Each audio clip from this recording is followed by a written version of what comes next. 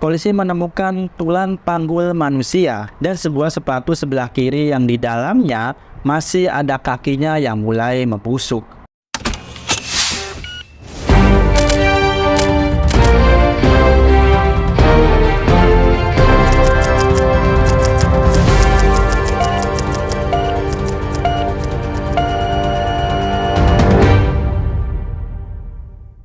Halo semua, apa kabar? Balik lagi dengan aku Amiruddin, tentunya masih di channel YouTube kebanggaan kita bersama. Bagi kalian yang baru pertama kalinya nonton video di channel YouTube ini, aku mau ngasih tahu bahwa aku setiap minggunya membahas kasus-kasus kejahatan, baik itu yang udah terpecahkan maupun yang belum terpecahkan. Jadi jika kalian suka dengan video-video seperti ini, jangan lupa subscribe channel YouTube ini dan dipersilakan banget untuk menyalakan lonceng notifikasi. Jadi setiap kali aku upload video-video baru, kalian bisa dapat notifikasinya dan langsung bisa menuju ke TKP. Sebelum mulai, aku mau disclaimer dulu karena di video kali ini kita akan membahas kekerasan dan kejahatan yang terjadi kepada kaum perempuan. Jadi jika kalian sensitif dengan isu-isu seperti ini, kalian bisa skip video ini dan menonton video-video aku yang lainnya. Tapi jika kalian penasaran dengan cerita kasus ini, mari kita bahas bersama-sama. Hari ini kita akan membahas kasus menghilangnya dua orang pendaki asal Belanda yang menghilang secara misterius pada saat mereka sedang melakukan pendakian pada tahun 2004 yang lalu di sebuah pegunungan yang bernama Bokuete yang terletak di negara Panama. Dan beberapa bulan kemudian hanya bagian tubuh mereka yang bisa ditemukan dan dipastikan kedua pendaki tersebut telah meninggal dunia. Meskipun banyak teori yang telah menjelaskan terkait dengan apa yang sebetulnya terjadi kepada dua wanita tersebut, namun sampai saat ini penyebab pasti kematian dua gadis tersebut masih belum terpecahkan. Jadi bagaimana kejadian ini bermula? Kita akan membahasnya secara detail di video kali ini. Tanpa berlama-lama lagi, let's get into it. Di video kali ini, kita akan menuju ke daerah yang bernama Bokuete yang terletak di negara Panama. Bokuete sendiri merupakan kota pegunungan yang terletak di Provinsi Chirigo, sekitar 60 km dari perbatasan negara Costa Rica. Sedangkan negara Panama sendiri terletak di Amerika Tengah, berbatasan dengan Laut Karibia dan Samudra Pasifik, di antara negara Kolombia dan Costa Rica. Pegunungan Bokuete ini terkenal dengan lokasinya yang indah, suhunya yang dingin, dan lingkungan alaminya yang menjadikan tempat ini sebagai tempat favorit di kalangan warga Panama dan juga wisatawan dari seluruh mancanegara. Dan ini adalah Chris Kremers dan Lisanne Front yang berasal dari Amersfoort, Utrecht, negara Belanda. Chris Kremers lahir pada tanggal 9 Agustus tahun 1992, sedangkan Lisanne lahir pada tanggal 24 September tahun 1991. Pada saat kasus ini terjadi, Chris berusia 21 tahun, sedangkan Lisanne berusia 22 tahun. Chris digambarkan sebagai orang yang terbuka, kreatif, dan juga bertanggung jawab. Sedangkan Lisanne adalah seorang pemain bola voli yang memiliki cita-cita tinggi. Dia orang yang optimis, pintar, dan juga antusias. Chris baru aja nyelesain kuliahnya di bidang pendidikan sosial budaya dengan spesialisasi pendidikan seni di Universitas Utrecht. Sementara Lisanne lulus dengan gelar psikologi terapan dari Universitas Sessions. Nah, setelah lulus kuliah, kedua sahabat ini kemudian balik lagi ke kota asal mereka, ke kota Amersfoort tadi, dan mereka bekerja bersama-sama di sebuah kafe yang bernama Inden Klein Hub. Mereka berdua ngumpulin uang selama 6 bulan dan berencana melakukan perjalanan khusus selama 6 minggu ke depan ke sebuah negara yang bernama Panama. Di sana mereka berniat untuk belajar bahasa Spanyol dan melakukan sebuah kegiatan amal semacam mengajar anak-anak yang ada di sana. Perjalanan ini juga bakalan jadi hadiah atas kelulusannya Chris yang baru aja selesai kuliah. Oke, jadi perjalanan mereka dimulai pada tanggal 15 Maret tahun 2014. Mereka berangkat naik pesawat dari Belanda menuju ke Costa Rica. Dan dari Costa Rica, mereka kemudian lanjut lagi menuju Bocas del Toro yang ada di Panama. Di sini mereka harus nyebrang ke Isla Colón dengan menaiki sebuah perahu. Nah, di Isla Colón ini, mereka kemudian menghabiskan waktu 2 minggu untuk belajar bahasa Spanyol sekaligus menikmati pemandangan yang ada di sana. Kenalan dengan orang-orang baru, mereka berenang, snorkeling, pokoknya jalan-jalan di sekitar area tersebut. Pada tanggal 29 Maret, mereka berangkat ke Boquete dengan menaiki sebuah bus. Nah, sesampainya di sana, mereka mendapatkan sebuah email dari sekolah, tempat di mana Chris dan Lizanne bakalan ngajar anak-anak Panama yang ada di sana. Nah, kata pihak sekolah, mereka nggak bisa nampung guru untuk 1 minggu ke depan. Yang seharusnya Chris dan Lizanne ini terjadwal, mereka bakalan mulai ngajar pada tanggal 1 April. Ya udah, karena 1 minggu ke depan ini Chris dan Lizanne nggak jadi ngajar, kedua wanita tersebut terpaksa harus ngerubah rencana mereka. Akhirnya kedua gadis tersebut mutusin untuk pergi ke pinggiran kota Boquete, yaitu pergi ke daerah yang bernama Alto Boquete. Di sana mereka nginap di salah satu rumah penduduk lokal yang bernama Mariam Guerra, yang memang rumahnya ini biasanya digunakan untuk menampung student internasional. Jadi pada saat ini, Chris dan Lizanne ini punya 1 minggu off sebelum minggu depannya lagi mereka udah mulai ngajar. Jadi hari pertama di Alto Boquete, mereka cuma jalan-jalan sebentar di sekitar penginapan. Mereka juga sempat makan siang di salah satu restoran yang ada di sana.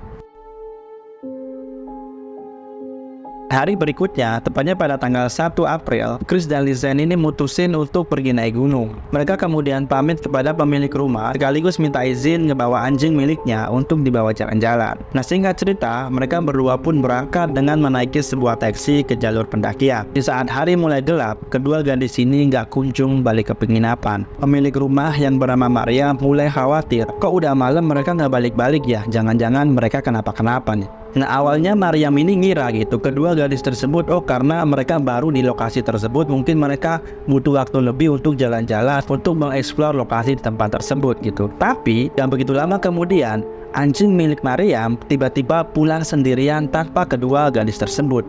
Mariam langsung kaget dong, mana nih Chris dan Lizanne? Kok anjingku cuman balik sendirian? Pada saat itu Mariam ini segera untuk nyari Chris dan Lizanne di kawasan dekat dengan rumah. Mana tahu pada saat itu kedua gadis ini kesasar gitu kan. Tapi setelah beberapa saat dicari-cari, kedua gadis tersebut tetap nggak ketemu. Nah, keesokan harinya Mariam menerima panggilan sebuah telepon dari seorang tour guide. Tour guide ini nanyain, kemana nih Chris dan Lizanne? Mereka kok nggak datang-datang? Jadi nggak nih hiking ke gunung? Ternyata hari sebelumnya Chris dan Lizanne ini udah bikin janji dengan seorang tour guide di sana. Kalau tanggal 2 April mereka bakalan naik gunung bersama-sama. Maria masih tahu ke tour guide itu bahwa sejak semalam Chris dan Lizanne ini nggak balik ke rumah. Bahkan dia sendiri sedang nyari tahu di mana keberadaan dua gadis tersebut. Akhirnya Pak tour guide ini menghubungi pihak sekolah tempat di mana Chris dan Lizanne bakalan ngajar. Pihak sekolah juga nggak tahu dan nggak ada info sama sekali tentang keberadaan Chris dan Lizanne. Nah, disinilah pihak sekolah ini mulai menghubungi orang tua Chris dan Lizanne. Mereka juga melaporkan kejadian ini kepada pihak berwajib. Keesokan harinya, pencarian dimulai. Sejumlah polisi dan beberapa warga sekitar melakukan penelusuran di sekitar area Pianista Trail, jalur pendakian yang dilalui oleh Chris dan Lizanne. Dan sampai 2 hari kemudian, keberadaan dua gadis tersebut masih belum ditemukan.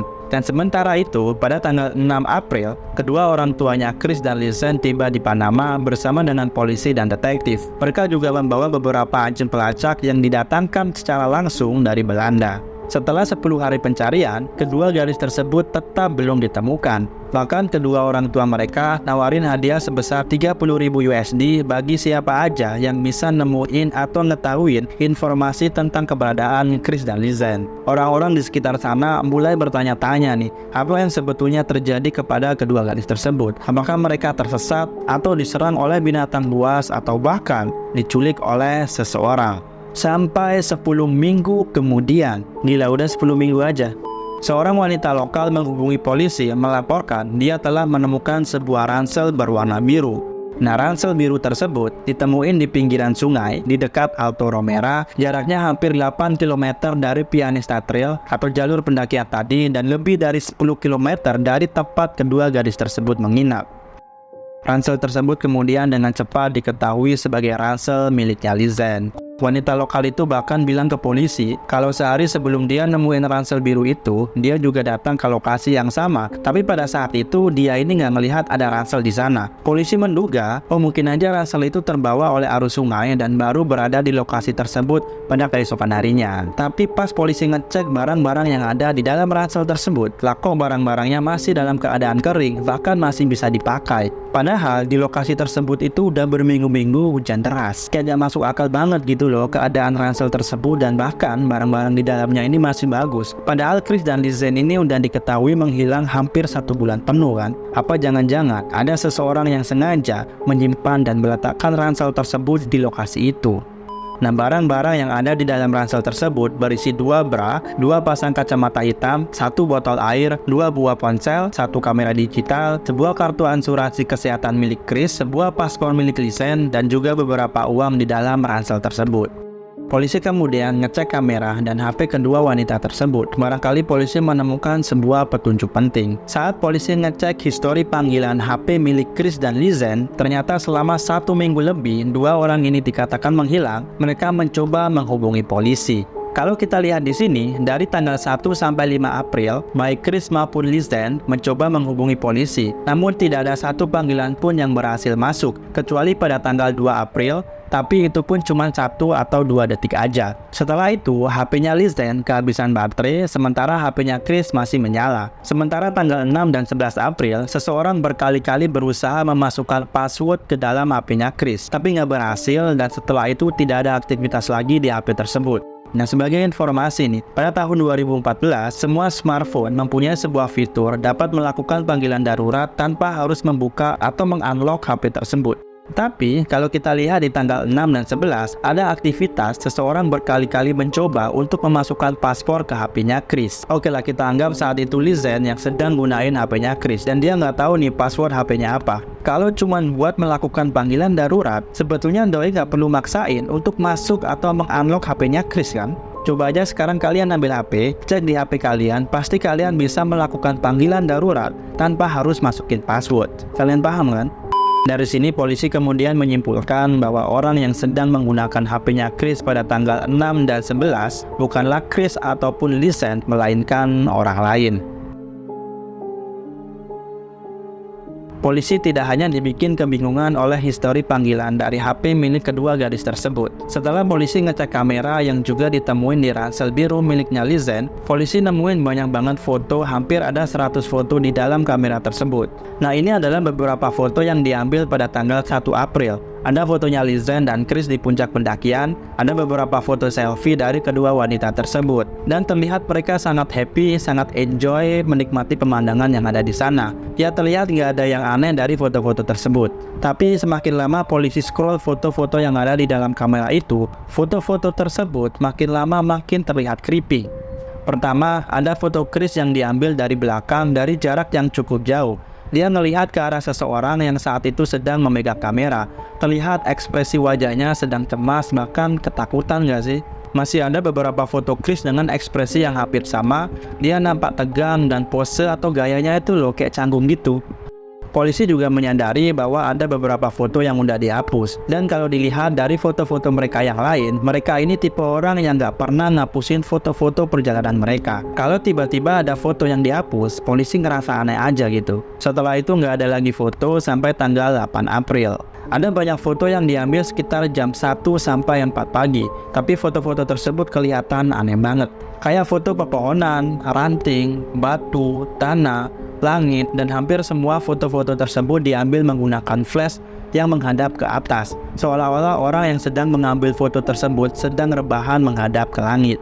Nah, selain bukti-bukti tadi, polisi juga menemukan 13 fingerprint di ransel tersebut, 12 di HP dan kamera, dan 6 fingerprint di bra milik Chris dan Lizen. Tapi yang anehnya, nggak ada satu fingerprint pun yang bisa teridentifikasi. Polisi dan para relawan kemudian mendatangi lokasi di mana ditemukannya ransel biru miliknya Lizen.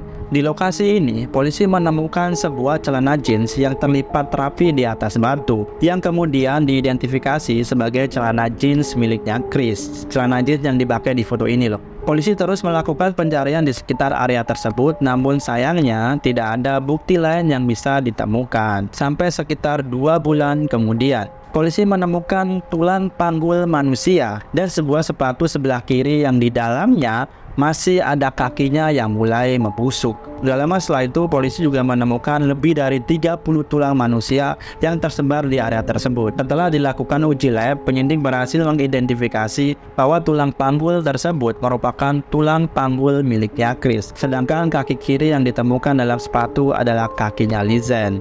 Dan pada tanggal 27 Juni, kedua orang tua Chris dan Lizen bikin pernyataan ke publik bahwa sekarang mereka punya keyakinan yang kuat, anak-anak mereka telah meninggal dunia. Penyidik juga menyimpulkan bahwa tulang milik Lizen masih dalam tahap awal proses dekomposisi atau proses pembusukan, sedangkan punyanya Chris beberapa hari lebih dulu. Mereka juga menemukan bukti bahwa tulang panggul milik Chris telah memutih seperti telah mengalami suatu proses kimiawi, tapi mereka nggak bisa pastikan apakah proses kimiawi secara alami atau ada campur tangan manusia.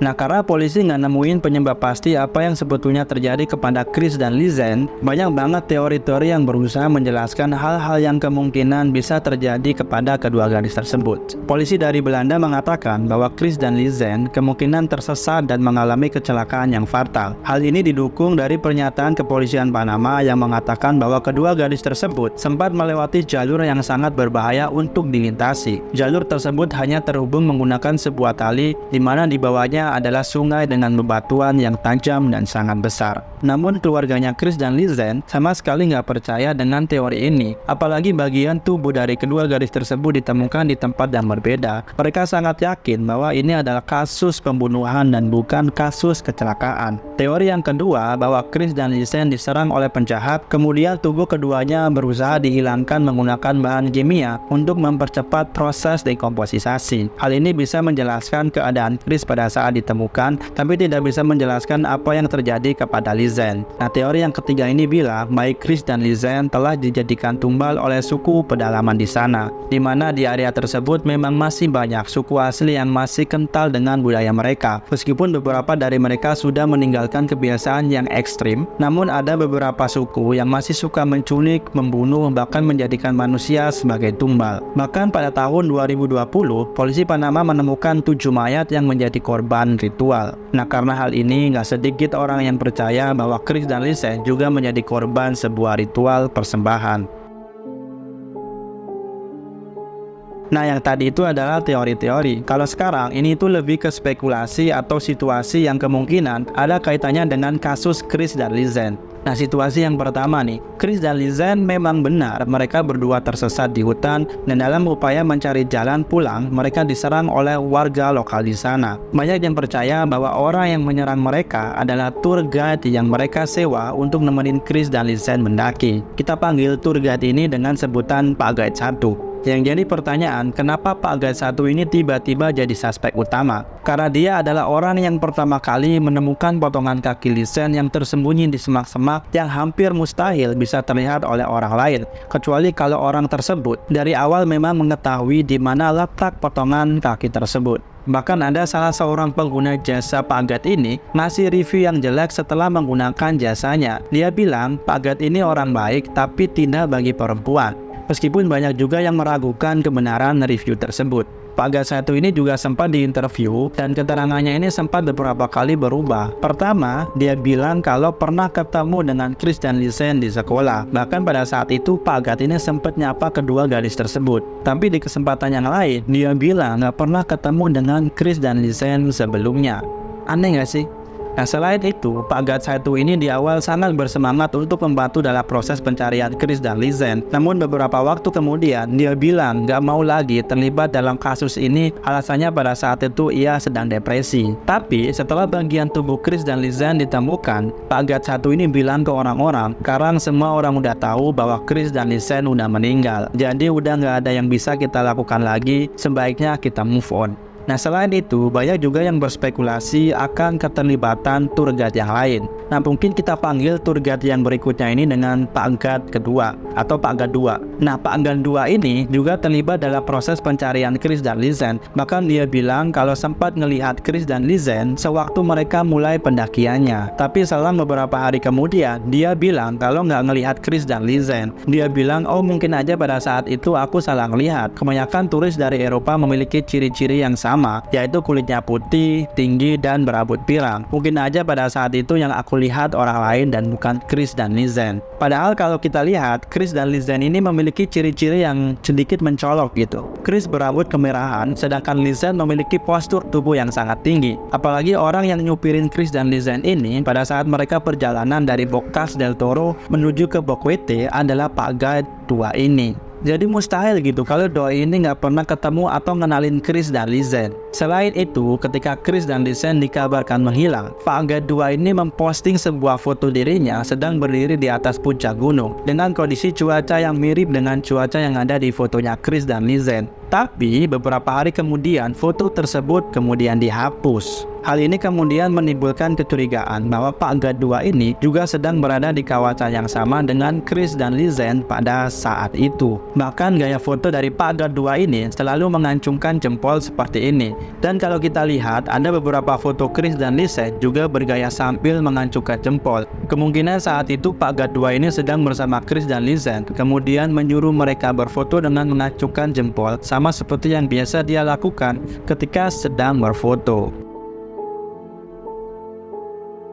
Seperti yang kita ketahui di awal video tadi bahwa Chris dan Lisanne menghilang pada tanggal 1 April. Nah, 3 hari setelah itu, tepatnya pada tanggal 4 April, jasad seorang pria yang bernama Osmond Valenzuela ditemukan meninggal di sebuah sungai dekat dengan area Boquete. Ketika polisi mulai melakukan investigasi untuk mengetahui apakah dia meninggal karena kecelakaan atau pembunuhan, di HP milik pemuda tersebut, polisi menemukan foto dirinya dengan teman dan juga 2 orang perempuan. Kualitas fotonya memang sangat jelek, tapi banyak yang berpendapat bahwa kedua wanita yang ada di foto tersebut adalah Chris dan Lisanne.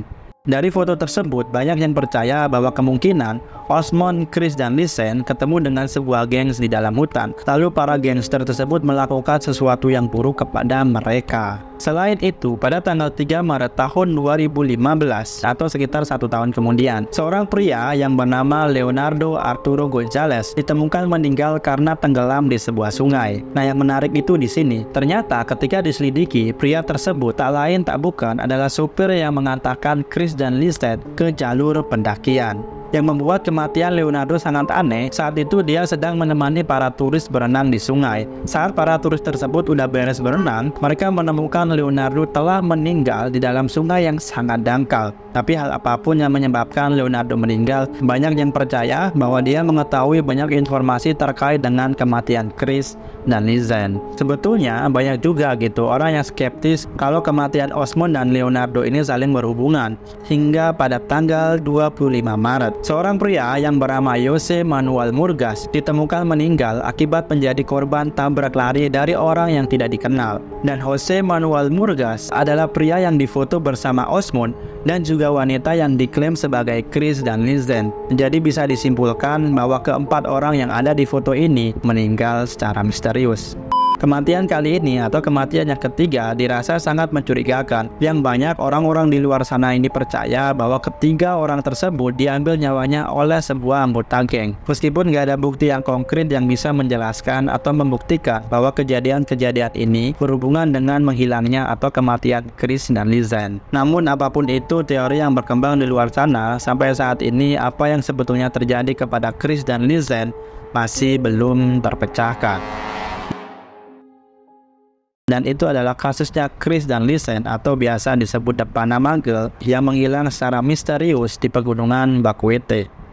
Oke semua, segitu dulu video kali ini. Kita bakalan ketemu lagi di video selanjutnya yang tidak kalah menarik untuk dibahas. Seperti biasanya, jangan lupa like, comment, share, dan subscribe channel YouTube ini. Insya Allah kita bakalan ketemu lagi di lain kesempatan. Sampai saat itu tiba, stay safe, see you, and until next time, bye-bye.